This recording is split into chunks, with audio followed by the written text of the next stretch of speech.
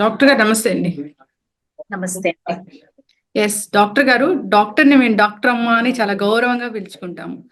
అలాంటి డాక్టర్కే ఇప్పుడు ప్రొటెక్షన్ లేకుండా పోయింది. అది కూడా ఎక్కడో జరిగింది, బయట అంటే ఒక రకంగా ఉంటుంది కానీ హాస్పిటల్లోనే. కోల్కతాలో జరిగిన ఈ సంఘటన గురించి ఏం చెప్తారు డాక్టర్ గారు? సో ఇది చాలా డిస్టర్బింగ్ ఈవెంట్ అండి. బట్ నన్ను అడిగితే ఇది ఒక డాక్టర్ అని కాదండి. ఇప్పుడు చూసినట్టుగా మాక్సిమం దీనికి రియాక్ట్ అవుతుంది ఓన్లీ డాక్టర్స్. కానీ ఒక నార్మల్ అమ్మాయి లాగా ఆలోచించండి. ఆ అమ్మాయి 36 అవర్స్ డ్యూటీ చేసుకుంటూ తన మెడికల్ కాలేజ్ లో ఆ రోజు నైట్ రౌండ్స్ చేసుకొని జస్ట్ వెళ్ళి ఆ సెమినార్ హాల్లో 2 o'clock కి అమ్మాయికి తినడానికి టైం దొరికింది. 2 o'clock కి తినేసి కొంచెం రెస్ట్ తీసుకుందామని చెప్పి ఆ సెమినార్ హాల్కి వెళ్ళింది. అండ్ సెమినార్ హాల్ కి ఎందుకు వెళ్ళింది అని చాలా మంది అడుగుతున్నారండి. మీకు అందరికి తెలియని విషయం ఏంటంటే, మెడికల్ కాలేజెస్ లో ఎస్పెషల్లీ గవర్నమెంట్ మెడికల్ కాలేజెస్ లో ఫీమేల్ డాక్టర్స్ కి డ్యూటీ రూమ్స్ అవన్నీ సరిగ్గా ఉండవు. మాక్సిమం ఉంటే ఒక రూమ్ లో మామూలుగా ఏ మెడికల్ కాలేజ్ లో ఒక రూమ్ లో ఒక 4 బెడ్స్ ఉన్నా అదే టైంలో డ్యూటీలో ఒక 10 మంది ఫీమేల్ డాక్టర్స్ దాకా ఉంటారు.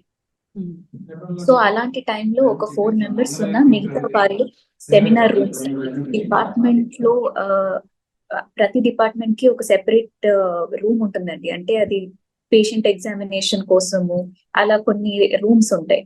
సో అలాంటి రూమ్స్ యాక్సెస్ కానీ డాక్టర్స్ దగ్గరకు ఉన్నప్పుడు వాళ్ళు ఇంటర్న్స్ గా, అంటే ఈ టైంలో నేను ఈ టైం వరకు నేను మేల్కొని ఉంటాను, నేను వార్డ్ చూసుకుంటాను, ఒక 1 hour 2 hours నువ్వు పడుకో, ఈ టైం చూసుకుంటాను, వాళ్ళు డివైడ్ చేసుకుని ఆ రూమ్ లాక్ వేసుకొని అలా ఉంటారు.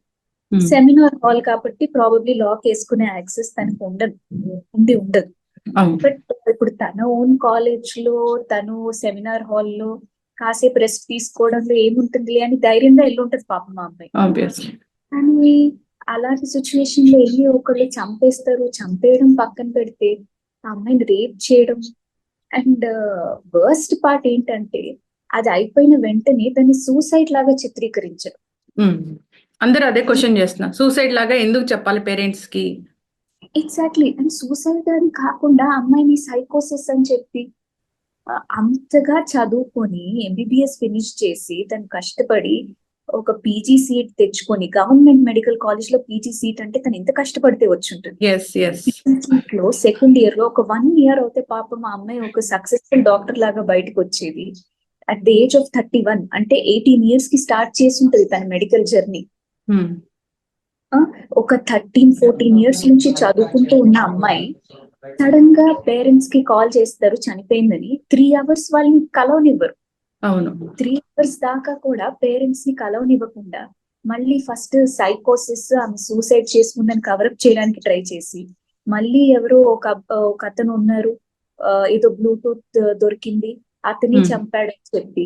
పోనీ ఇది కూడా నమ్ముదాం అనుకుంటే పోస్ట్ మార్టం లో చూసేసరికి ఆ సిమెన్ అనాలిసిస్ చేసినప్పుడు amount of semen that they found is 150 grams. అంటే ఒక్క నుంచి మాక్సిమం ఓన్లీ 15 grams సీమెనే కలెక్ట్ చేయగలరు వాడు రేప్ చేసినా కానీ.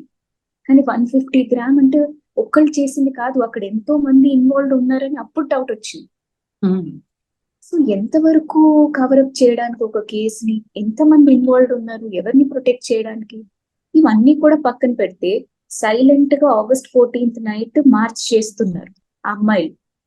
ఆ క్యాంపస్ నుంచి లాల్ చౌక్ వరకు ఏదో సైలెంట్ గా మార్చ్ చేస్తుంటే కూడా అసలు ఒక లారీలో ఒక 100 పైగా గుండాలు వచ్చేసి వాళ్ళ లారీలోంచి దిగేసి ఇష్టం వచ్చినట్టు అక్కడ అమ్మాయిల్ని, పేషెంట్స్ ని ఎవరిని కొట్టి అక్కడ హాస్పిటల్ ని ధ్వంసం చేయడం. అంటే వాళ్ళు అక్కడ they are trying to destroy the evidence. ఆ సెమినార్ హాల్ వరకు కూడా వెళ్ళి అక్కడ సెమినార్ హాల్ వాళ్ళు వెంటనే గోడలు పూల కొట్టేసి రెనోవేట్ చేయాల్సిన అవసరం ఏమొచ్చింది? అంతా to cover up the evidence. ఏంటి అంటే ఎప్పుడైనా ఈ కంట్రీలో ఎవరైనా ఏదన్నా చేయొచ్చు, అడిగే వాళ్ళు ఎవరు చేయకూడదు.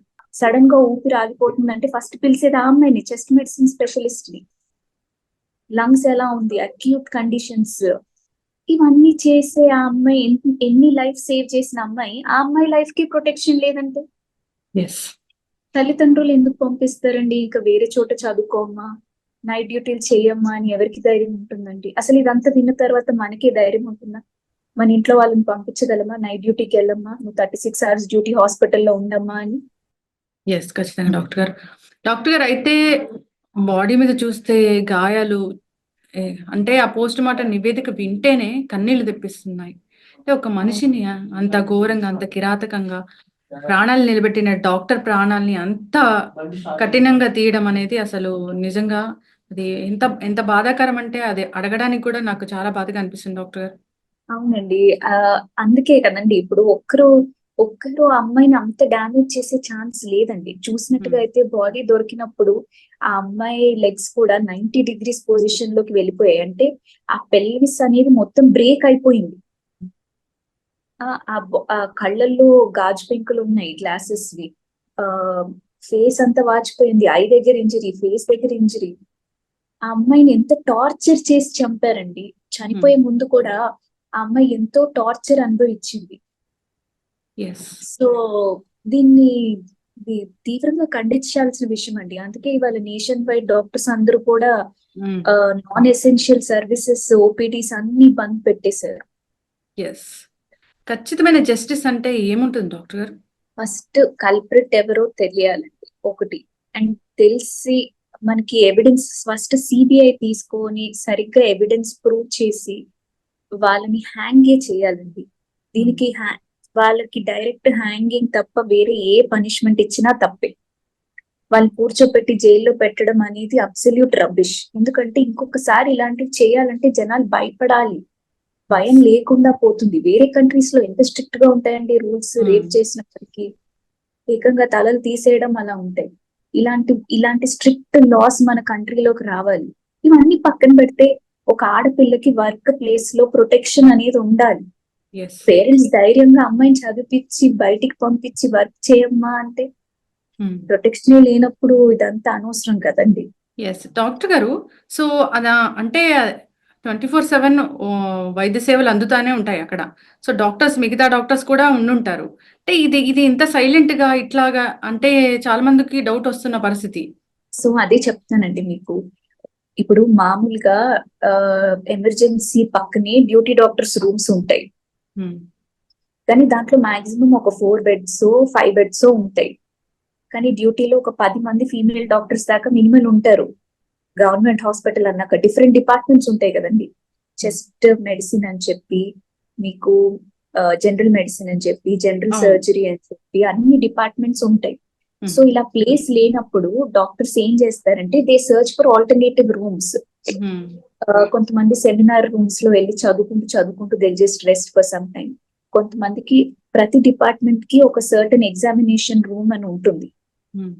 ఆ రూమ్ కీస్ కూడా ఇస్తారు అప్పుడప్పుడు. ఏంటంటే దాంట్లో పేషెంట్ ఎగ్జామినేషన్ కోసం ఒక చిన్న బెడ్ ఉంటుంది, దాంట్లో అడ్జస్ట్ అవుతారు.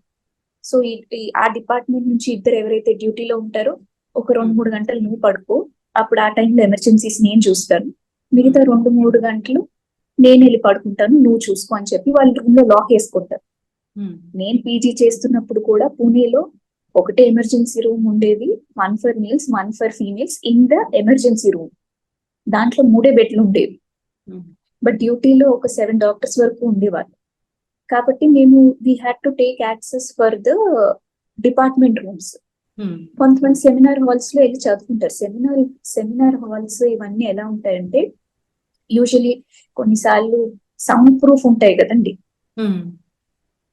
సో అలాంటప్పుడు లోపల సౌండ్ బయటికి రాదు. అండ్ జామర్స్ కూడా ఆన్ అవుతాయి అప్పుడప్పుడు. అంటే ఆ టైంలో జామర్స్ ఆన్ అయ్యిందో న్యాచురలీ. బట్ కొన్నిసార్లు సెమినార్ రూమ్స్ లో ఏంటంటే సౌండ్ ప్రూఫ్ ఉంటాయి, లోపల ఏం జరుగుతుందో మీకు బయట తెలీదు.